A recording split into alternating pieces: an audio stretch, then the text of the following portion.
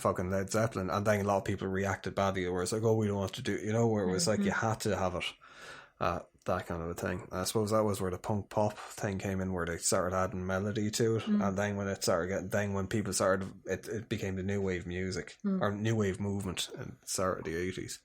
I suppose Costello would have been part of that. Well, indeed, yeah. But yeah, I suppose certain punk aspects were sort of commenting on political situations and stuff like that, and kind of, anarchy and stuff like that, I suppose, as well. Not that I was Costello was very anarchical, but just more commenting on political situations and etc. But there would have been a lot of punk, I suppose, that would have been a little bit. Yeah, well, a lot of, sure, of course, there would have been like fucking whatchamacallit, Jerry Biafra. Can't I think of Holiday in Cambodia? Dead Kennedys. And all. Yeah, there was always like politics. The Clash were political. There was always linked in with things. Where I suppose the punk pop kind of stuff was getting a little bit more away from. Although I consider Bad Religion to be like not a political. Well, all of them kind of slightly political. Yeah. But like they make statements, but they don't make. Yeah. Where it's not kind of like in your face stuff. Whereas that's the thing with like a lot of punk music is very, very intelligent. I can't think of the name for the life of me. The Refugee song. But the fucking like a well done. Song for Refugee. Yeah. Google that. You get the name of the Song band. for Refugee. Yeah, but there's a lot of intelligent kind of like punk music out there, punk rock music.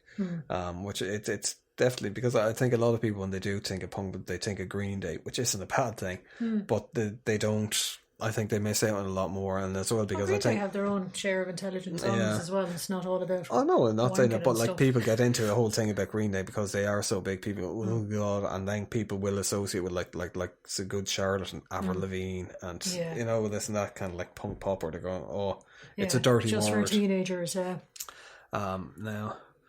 so indeed. definitely, hopefully, exactly. So now on to a review. Oh, great Odin's Raven! So yeah, I suppose this is our classic album part, and it's Jen's turn this week. And Jen went off and picked Good Charlotte, The Young and the Hopeless. Yeah. Which I was surprised, because when you said it first, I thought, maybe it's just an album that she likes, maybe it's not a classic, but it is considered to be a classic album. It sold like 3 million, I think, in the US alone very, very quickly. It's like, but I'll leave you introduce it, Jen. Yeah, they're an American rock band from Maryland. They formed in 1996. So, quite a while ago, but they're not that old of a band. It's weird, like they have like a really interesting sound. Definitely not a sound that I would have been like mad about growing up.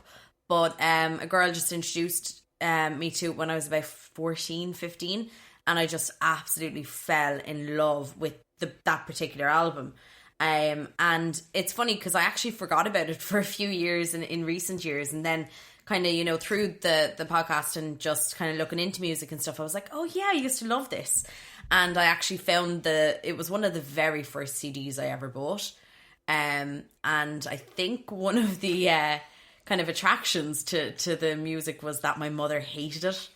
Like really, really hated it. So she had good taste in music then. Thanks. So like I'd go up to a particular room in the house and I'd blare Good Charlotte and AFI and a few other bits, but like I really loved just the lyrics of Good Charlotte. It was kind of like, for me, it was heavier than any kind of other music I would have ever listened to. So it was kind of, I suppose, my rebellious music, even though that so might you weren't sound... an Autopsy fan, like? No, definitely not. Or anal cunt. But what I liked about it was kind of heavy. Cunt. But it also, you were able to sing along to it. The actual lyrics are quite easy to remember, in my opinion. And once you kind of listen to the song once or twice, you can sing along to it quite easily. What year was it that it came out? Oh, The Young and the Hopeless, 2002, I think. I'm trying to, because I can remember like them when they kind of showed up on MTV. They just seemed to be all over it, fucking all everywhere. Yeah. They seemed to get massive, like overnight, very, very quickly. 2002. I was just double checking there, because I think I bought it like the year after it got released. And I remember back then I used to like be allowed to buy one CD a week. I think after that was no CDs a week. In BPM. No, like up until obviously, you know, I think it was 2003, 2004 that I actually got my first like proper MP3 player and stuff. And then you're only allowed to download one album a week. Yeah, well, then I had LimeWire and that just broke everything, but that's an entire different story. Then you were allowed to download albums, but instead of the album, it'd just be Bill Clinton going, I did not have sexual relations with that woman. Yeah, exactly. But It's yeah, like accidentally download Autopsy. It's like, No, that's not what I wanted. stinking, rotting pubic hair, bug life fields at home in there. This is not good, Charlotte. But yeah, definitely loved the album. Probably my favourite one is the anthem, Our Lifestyles of the Rich and the Famous. And then The Young and the Hopeless is a really good song as well. We were kind of blaring it in the car there only the other day. We were, yeah. And I was loving it. You're brave people. Well, Mark had the windows down. Yeah. Wow. See, this is the I suppose that because I was reading up a little bit and looked at a couple of videos on it, and it's because I was never really a good Charlotte fan. Like I kind of like punk rock in general, and then there's like punk pop, which I think is a bit of contentious fucking kind of like some bands like say Bad Religion and stuff are considered like by some punk pop, but they're like punk rock, and same with Green Day were. Yeah. But like Good Kind of Charlotte, I would straddle. very much consider to be punk pop. With it, but yeah. So how old were you when it came out first? You would have been like young. 13. 13, yeah. See, that's the kind of thing that I kind of think with listening to. Now, I'll say before we go on with this, I'm not going to be saying very nice things about it. I really tried. Don't take offense to it. It's I don't know. Isn't I this like- the whole point it's of what we're doing though? Like, because you know, I may not exactly like the music that you like, but at least we're giving it a try. I liked the way, though, Exactly. for when it was my section, you didn't have any reservation, you just went, I didn't like it was shit. With Jen's section, you're like, now just to let you know, I really did try, but I just couldn't get behind this band. See, the difference is, Mark, they like me. I see the thing, Mark, you're used to it now at this You stage just where you're take kind the of like, hey, have a listen to this. This is really good. And it's like, no, Mark, it's not. Just So you're It's kind not of gun just ship, Mark. you're bringing me slowly into the whole, you know, actually, Jen, you know what, your taste in everything is crap. No, like I mean, thing like I was saying, I do like punk pop, and like there's a lot of punk bands that I did, and I never really gave Good Charlotte at the time before to listen to their stuff because I always kind of thought they were kind of bland. It's bubblegum punk, is yeah, what I would term it But as. I kind of put them up there with like Avril Lavigne and everything. Well, for me, it was the hardest kind of music I would have listened to. But this that's is how no, 13 it would be. But That's no, the this thing. was I'm not kind of like say it's not about heaviness or Yeah. like, it's just. I don't know. It's like, I mean, the thing is, if I was younger when it came out, I think it would have You'd been, have been all about it. because they do kind of, their lyrics are very kind of like said, and when you're young, they would be kind of like things. Same as stuff that I would listen to when I was like, kind of like 12 or 13. Like, I mean, geez, I'm not kind of like being disparaging towards. Yeah. That's the thing. It caters exactly for that age group. I think you kind of listen to It it and go, does. yes, I relate hard to Yeah. this. This is exactly what's going on in my life, and I like this kind of stuff. Now, there was Exactly. one fella we were looking at called, I think he's called Rocked. Yeah. He's got a YouTube channel, and he ended up doing a review on it because he does this thing where he's Patreon subscribers can ask him to do a review. Yeah, somebody paid him to do a review of the Good Charlotte And now album. he fucking tore it apart. But Really? yeah, he really tore it, where he was like basically saying that this was an album written by 23-year-olds that was aimed at 13-year-olds. There's a lot of stuff I didn't really know about Good Charlotte before that. Apparently their whole thing, their first album came out and the record label turned around and said, this hasn't sold enough. This is what you're going to do. And they kind of went, yeah, okay. Because they were kind of like, wanted to be famous. So there's a lot of hypocrisy with them where they're kind of like, oh, lifestyles of the rich and the famous, but they kind of That's want what to we be. want. Yeah. Who doesn't, though? So Yeah. they're pretty much a manufactured kind of band. Not that there's nothing wrong with it. Sometimes that doesn't. You're very sorry. No, but like, Not I mean, that anything there's a lot wrong of with that. manufactured bands and they do good music and they do good. You know what? I mean, who are we to judge? If someone waved a fucking big check in front of my nose in the morning and said, "Hey, Like, look, thank you. yeah, Yes. fucking do a cover version of fucking ABBA." Cry me a river. Yeah, I'll give you- yeah, you know, well, like, but so did they change? So they're kind of like, this is why I think they don't really fit in the punk kind of category.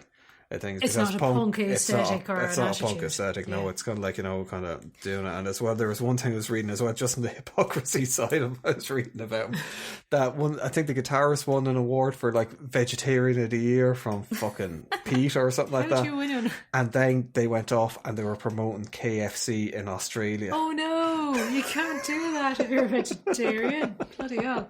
I mean, So, you you know, can if you want. And they did. Yeah.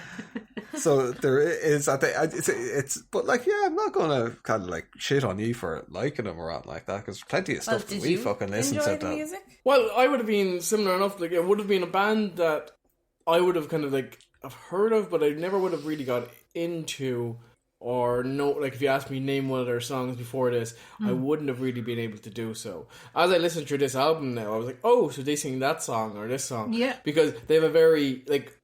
One thing that I liked about listening to it is, especially the first couple of songs, have a very powerful way of like taking you back to early 2000s movies, like, well, especially like kind of teen movies and whatnot.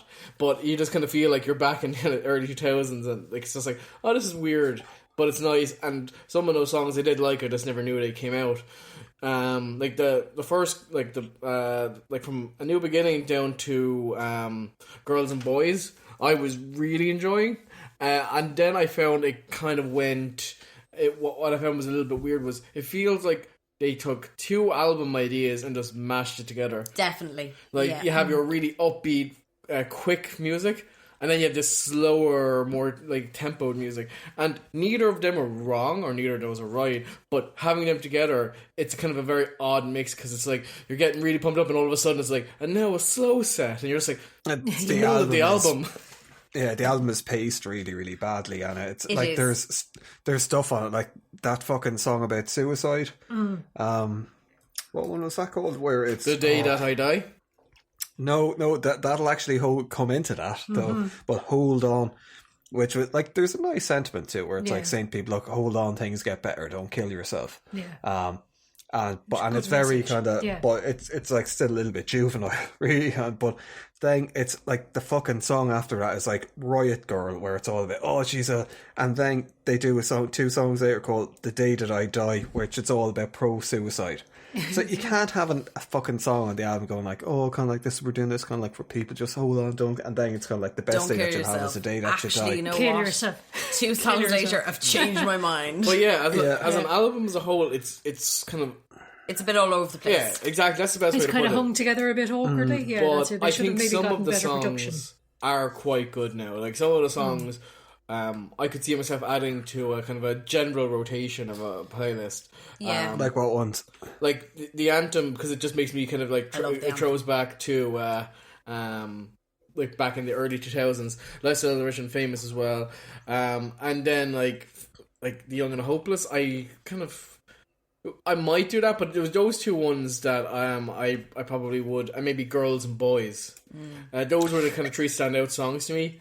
Do you know, I completely forgot that they were the ones that actually did Girls and Boys. Yeah. When that came on, I kind of went, oh, they did that. Oh my god. I'm they're- sorry for interrupting you. Yeah, Mark. they're very kind of like politically correct as well, with girls don't like boys, girls like cars and money. Yeah. I'm kind of like, excuse me. But there's a whole thing kind of like, if you read through a lot of the lyrics in the thing, they have like a massive problem with women. There's like I'm not a fucking social No, there justice warrior. seems to be alright, yeah. Yeah, there's It's kind a of lot like watching kind of Eddie Murphy stand up from like the 80s, and you're like, can he say that? Can he just talk Yeah, about but- like gay people like that? Eddie Murphy was talented, so you give him a bit of a pass. Boo, burn, oh. But I used to listen to maybe 4 or 5 songs like a lot from that album when I was younger, and I kind of skipped the ones I didn't like. But it is like we were kind of talking about this previously. It is something that when you first, especially when like you just had physical albums and whatnot, and you were getting like maybe an album week or album every 2 weeks. When you got an album, you would listen to the album, and it, like, Yeah. even if you didn't like the whole stuff, you would latch on to the parts you did like so much, so that you go, I like Good Charlotte. It's like, why? Because I like these songs. Yeah. It's like, why? Because Yeah. I have this album. But that's what, like, I I mean, spent money, so I'm the whole going thing to where like they it. do like sing to, if you're like 13, 14, like you're a teenager, kind of like a lot of these songs they will sing to, because they are like about teenage life and kind of like Teenage dealing with Teenage kind of like problems. Yeah. yeah, shit that you're going through at the time. It's just the whole thing. I don't think it kind of holds up. in any shape or form. I think that kind of like, Mark, you can probably guess what the next word is going to be. I believe you might be, let me use my psychic powers, I believe you might be calling it derivative. Yes. What it is, it's like an amalgamate. It rips off, or they try ripping off what would have been popular at the time. Like Blink 182. Blink 182.